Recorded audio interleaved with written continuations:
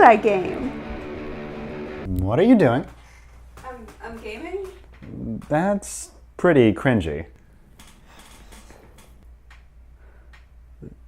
Get out of my room. Yeah.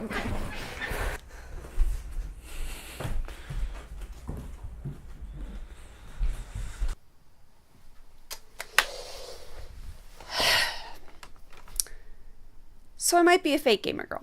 Not in the sense that I pretend to play video games in order to get male attention. I'm pretty sure no one is doing that. More on that later. I'm a quasi-casual video game fan, and that's where it gets complicated.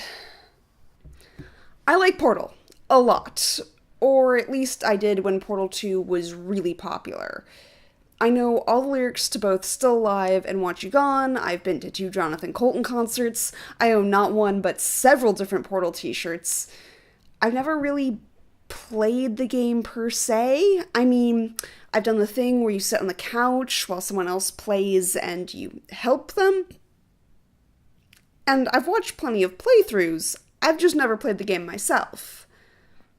I like BioShock. Once I wrote an essay in 10 minutes about the game as a reflection of American ideology. I think it's really interesting how the imagery used expresses and deconstructs the respective ideologies of American exceptionalism and Ayn Rand's individualism.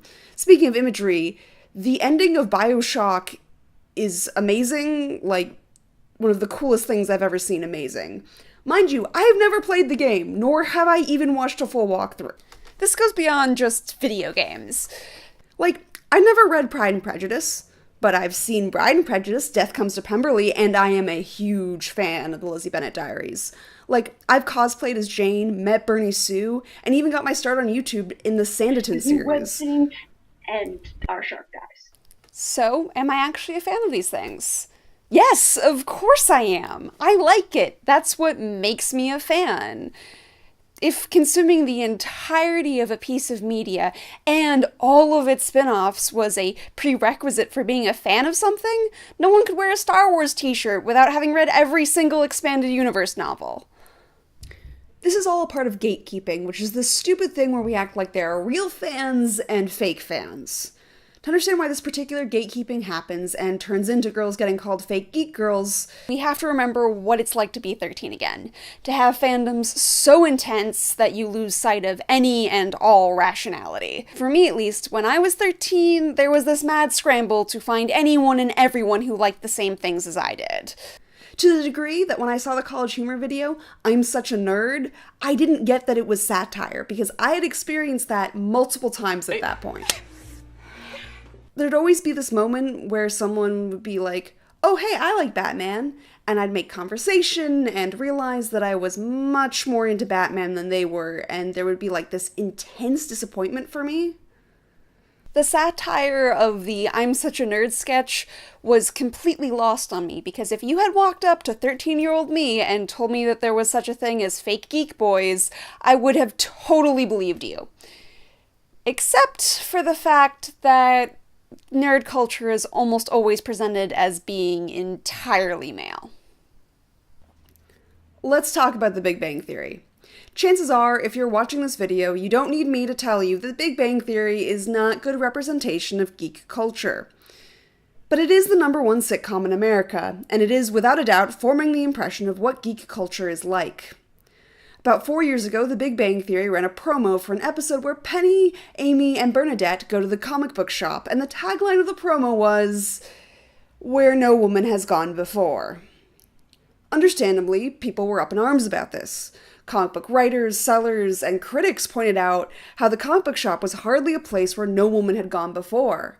In my own personal experience, I have never been to a comic book shop where I was the only woman.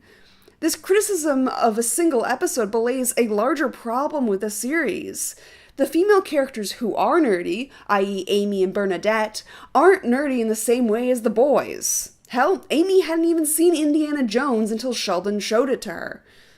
Listen, I know this show isn't popular amongst nerds, but it still perpetuates a damaging stereotype that this type of nerd culture is all male. Think about it. How many female nerds from popular culture can you name who don't get makeovers by the end of the movie? And they aren't just like the sciencey member of the team. Like, plays D&D, goes to Ren fairs, drops references, nerd. Charlie Bradbury, Willow Rosenberg, Sarah Williams from Labyrinth. I can't think of anyone else. Oh, Katie Andrews. Did anyone else watch No Ordinary Family? Man, that was a good show. Which leads people, especially the nerds, to believe it's all male. This Tinder message was sent to Leah Williams, an actual writer for Marvel Comics. If you think nerd culture is all male, then all of a sudden it's a lot easier to paint women as evil invaders or demon seductresses who cloak themselves in nerdy attire in order to get close to men. To which I say, bitch please, you think I'm writing Gare Shear fanfic in order to get into your pants? Oh yeah, give me some of that hot Dr. Lizard action. So that's where the idea of the fake geek girl comes from. When we're young and socially awkward, we really, really, really want to meet people who are just like us. And so it's a letdown when it turns out that the member of our desired sex that we thought liked the same things we do doesn't actually like them as much as we do. The problem comes when we decide that there's something deceitful or wrong with being a casual fan. There's nothing wrong with being a casual fan. We weren't born hardcore fans of things. We were all casuals at some point. But beyond even that, there's nothing wrong with just liking something and not loving it. That's what allows pieces of media to get popular in the first place.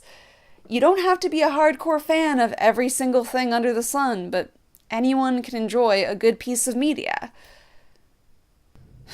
So don't be a dick to people who like the same things you do, because let's be honest, you're not a true fan if you do watch the entire series. You're not a true fan if you don't watch the entire series. You're only a true fan if you have multiple blades, spin around really fast, and are powered by electricity.